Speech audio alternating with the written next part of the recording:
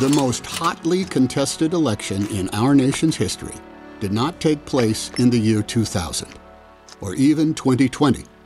It took place in 1876. The Civil War ended in 1865, but 11 years after Confederate General Robert E. Lee surrendered at Appomattox, America was on the verge of another outbreak of violence between the North and the South.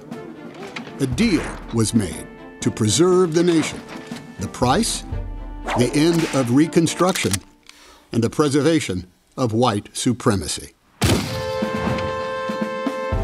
In the decades following the Civil War, the United States emerged as an industrial giant. Railroads crisscrossed the country. Steel bridges connected cities. Skyscrapers and Ferris wheels reached for the heavens. Electrical grids powered homes and businesses. Oil refineries fueled nationwide progress. The telephone and typewriter transformed communication.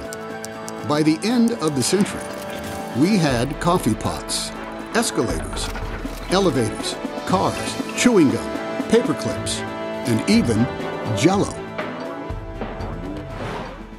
New amendments to the Constitution created a land of promise and opportunity for many. The 13th Amendment abolished slavery and involuntary servitude, except as punishment for a crime. The 14th Amendment conferred citizenship on all persons born or naturalized in the United States, making formerly enslaved black people U.S. citizens. And the 15th Amendment made unconstitutional the use of race to prevent black men from voting. Reconstruction, the effort to restore Southern states to the Union and incorporate 4 million newly freed American citizens into the United States, was working. Yet, the U.S. Army continued to occupy the South, to enforce compliance with federal law. The country was united, albeit tenuously. In 1876, a centennial exposition in Philadelphia celebrated the 100th anniversary of the signing of the Declaration of Independence. It was also an election year. On June 17, 1876, the Republicans, the party that guided the Union to victory in the Civil War, nominated Rutherford B. Hayes for president and William A. Wheeler for vice president. 9 days later, the Democrats, then the party of racism and white supremacy, nominated Samuel J. Tilden and Thomas A. Hendricks. As returns came in on the evening of November 7th, the nation held its breath. In the early count, Tilden appeared to have the lead. The next morning, Democratic newspapers proclaimed his victory. Then, on November 9th, Republicans announced a Hayes win. But this game was just beginning. Tilden won the popular vote, but results in 3 states were in dispute: Florida, South Carolina, and Louisiana. Neither side would concede. The nation was thrown into chaos. The Florida governor reported that a special train sent out to get returns had been Ku Kluxed and thrown from the track.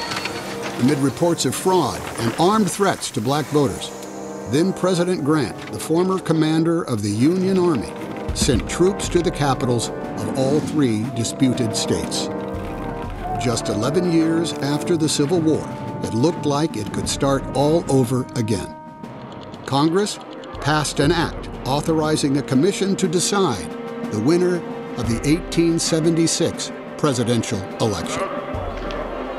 The bipartisan commission voted to give the electoral votes of the disputed states to the Republican, Hayes. In exchange, Democrats got something they wanted. Hayes agreed to withdraw Union troops from the South. With that assurance, the deal went through, beginning the end of Reconstruction. So, despite winning the popular vote, Tilden lost the election, with 184 electoral votes to Hayes's 185. And on March 2, 1877, almost 4 months after Election Day, Rutherford B. Hayes became the 19th President of the United States. President Hayes made good on his promise to withdraw the troops from the South. He kept the Union together at the expense of the rights of black Americans. The criminal legal system quickly became a tool to control black people. By 1870, the prison population of Alabama went from 90% white to over 80% black.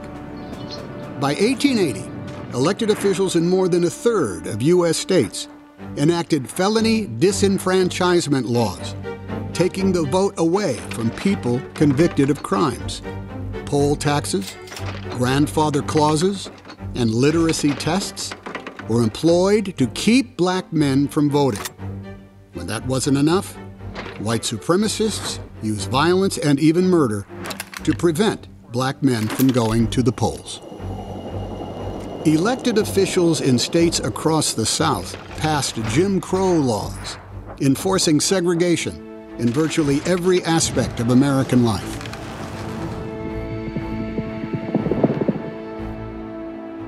The election of 1876 ended with a compromise that ensured the continuation of racism and racist violence in our nation's culture and politics that has lasted to this day.